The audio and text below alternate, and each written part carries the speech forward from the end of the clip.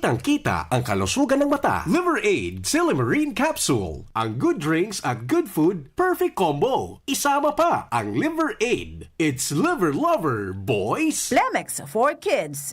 Mommies, agapan agad ang ubo at plemang nakabara. Pambatang lagundi. Plemex! Artisan Joint Supplement. Bumabagal ang galaw dahil sa joint pain at arthritis. Mag-Artisan Red Horse Super, ang shot ng tropa. Plemex. Pag may ubo o hika, Plemex agad. Basta lagundi, Plemex. Mga tugang, iskaramusa na sa DCGB! Iskaramusa na sa DCGB! Escaramuza, istorya sa kakanan, mano-mano sana. Marina, entra na sa Escaramuza.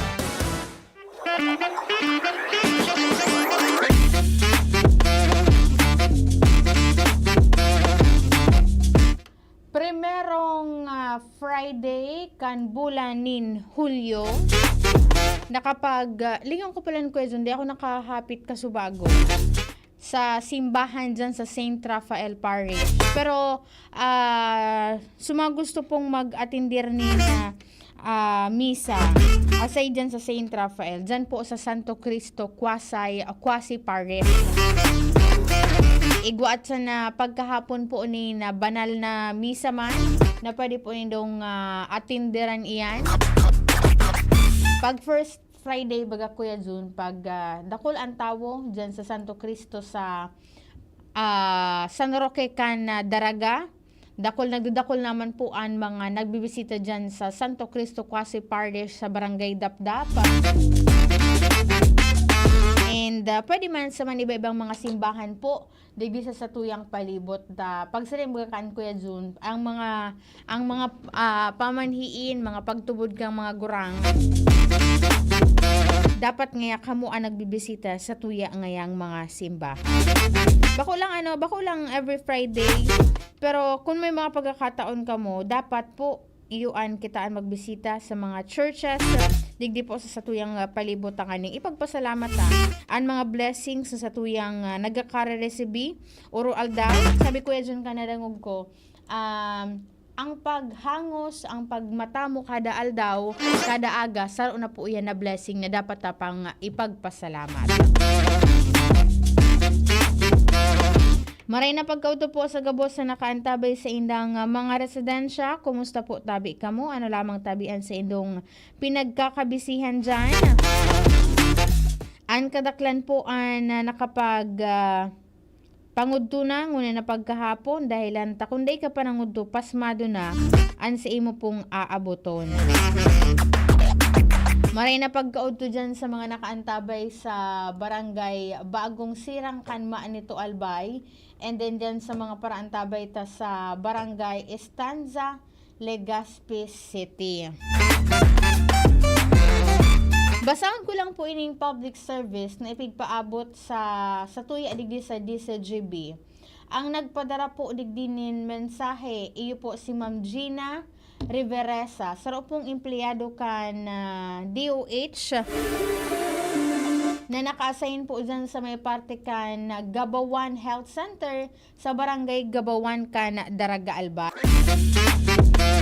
Sabi niya, marahay na hapon po. Ako po sa Gina Riveresa, employee po ng DOH assigned at Gabawan Health Center.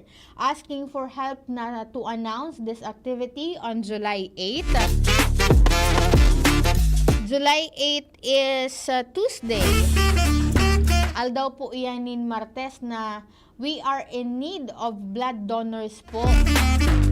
Sana po ay makahingi kami ng help. Ang nakabuktak na ni Kuya Jun, July 8, pero ang tigtaram niyang aldaw, Lunes. Pero ang nasa poster na nakalaag, Gabawan Health Center, Gabawan Daraga Albay, mobile blood donation, save blood, safe blood, save lives. Gabawan Covered Court, alas 8 ning buwas, dyan po yan syempre sa Gabawan Covered Court, sa Barangay Gabawan, Legazpi City. Sabi ni Ma'am Reveresa,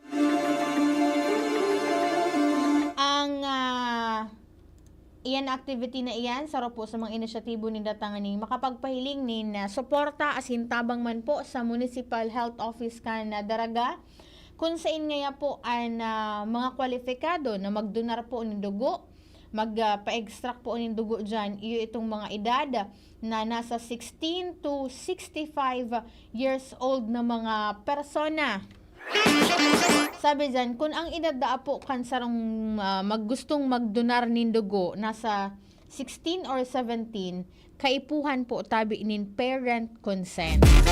Kung di makasurat nin parent consent hali sa inyong mga magurang, pwede may dong iba si mother and then si father po nito sa venue.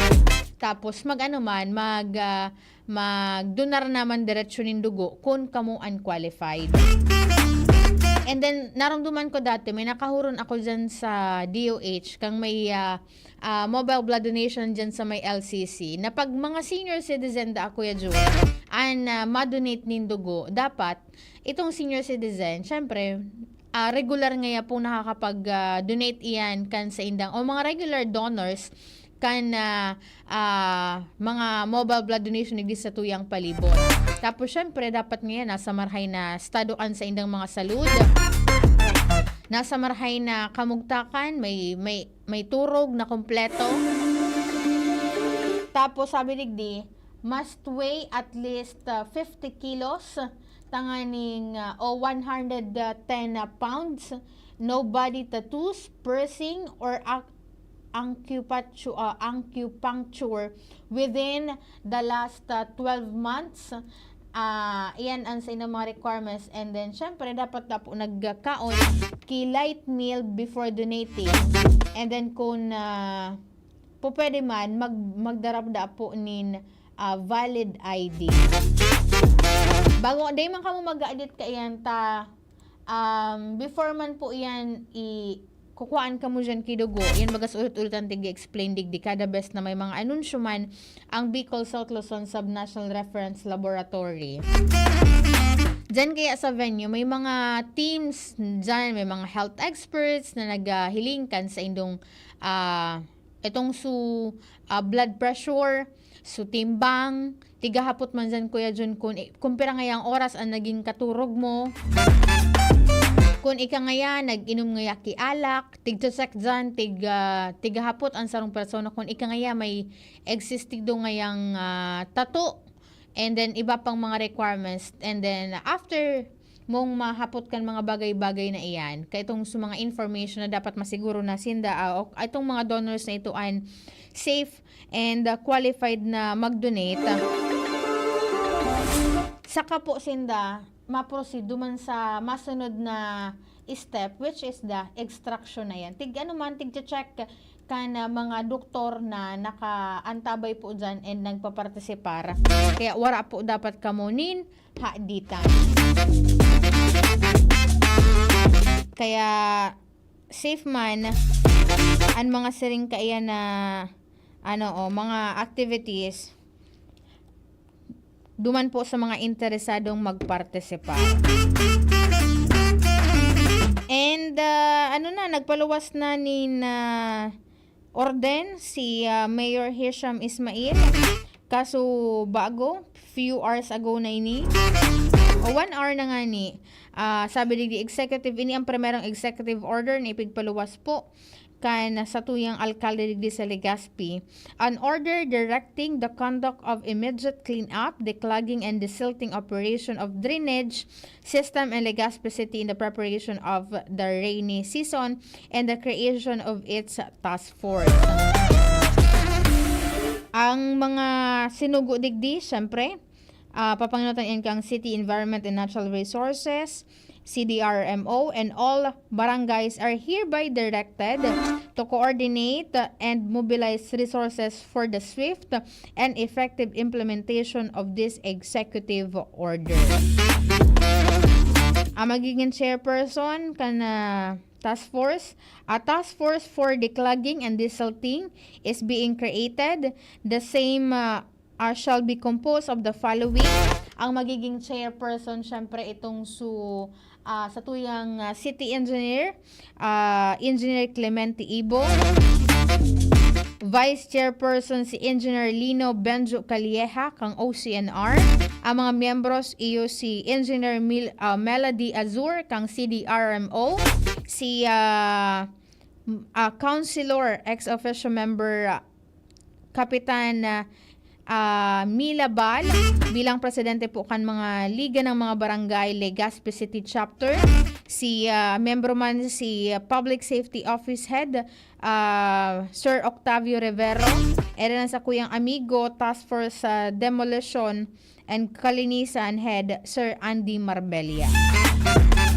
Kaya duman sa mga buro barangays, pag-aram niya nindong ang lugar nindo medyo makaskas, maglangkaw ang tubig, magibo na po kamunin mga paagi tanganing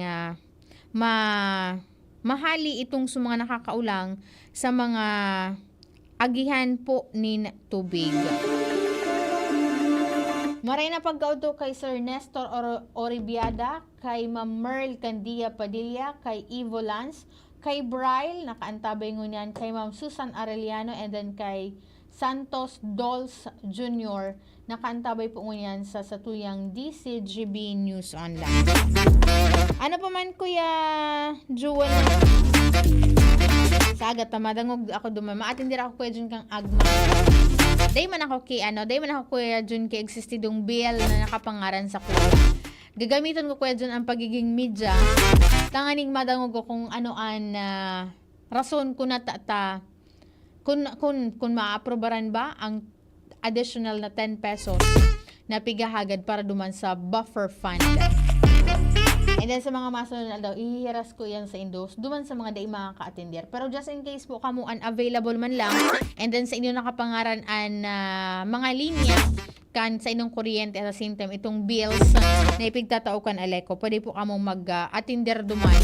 Kung mga nasa hararayong lugar, antabayin po ito itong libreng sakay. Hatod po kan Albay Electric Cooperative. Sa technical, Kuya June, sa IT si Jerome Nico Martinez. Ako po si Angel Mustaza. Bye-bye.